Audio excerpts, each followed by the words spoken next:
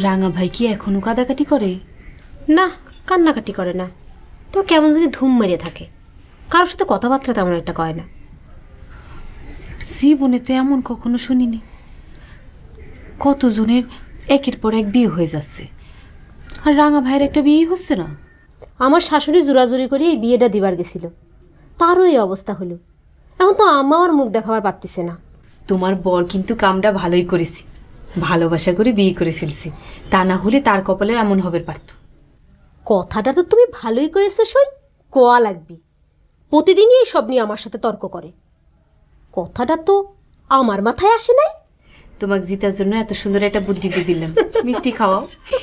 খাওয়াবো সই। কি খাওয়াবে না? দোস্ত ভাঙ্গি পড়িস কে? আমরা তো আছি নাকি?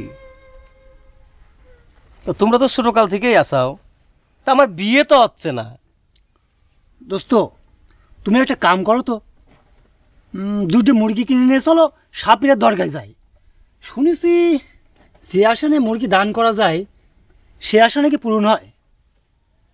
তা আশায় যদি পূরণ হবে তা দুটো কে, বৃষ্টি দিতে তো কোনো আপত্তি নেই। তুমি কখন যাবা সেটা কও। আরে এখন গেলে এখনই যাবো। হ্যাঁ সে না হয় যাইও, কিন্তু আমার কথাটা তুমি কি ভাবলে? তোমার আবার কোন কথা? ওই যে আলতা মিয়াটার কথা কইছিলাম না? আলতার কথা কইছিলে?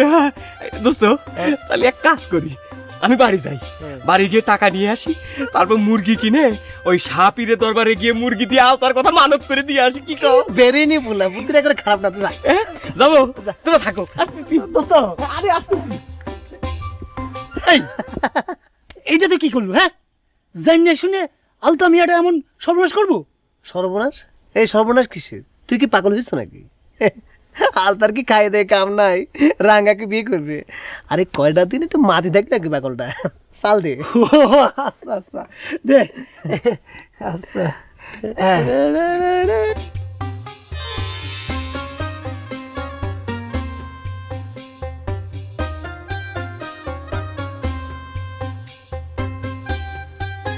কি হয়েছে রাঙা ভাই, অমন করে তাকাই রয়েছেন কে?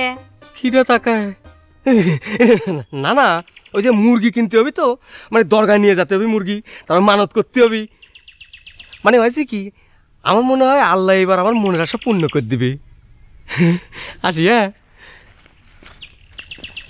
আচ্ছা আরেকটা কথা আছে বুঝছাও, মানে ওই আমি যাক বিয়ে করব, মানে আমি যাক বিয়ে করবো তাকে আমি যে কি পরিমাণ ভালোবাসবানি তা তুমি মানে কল্পনা করতে পারবে না বুঝছাও।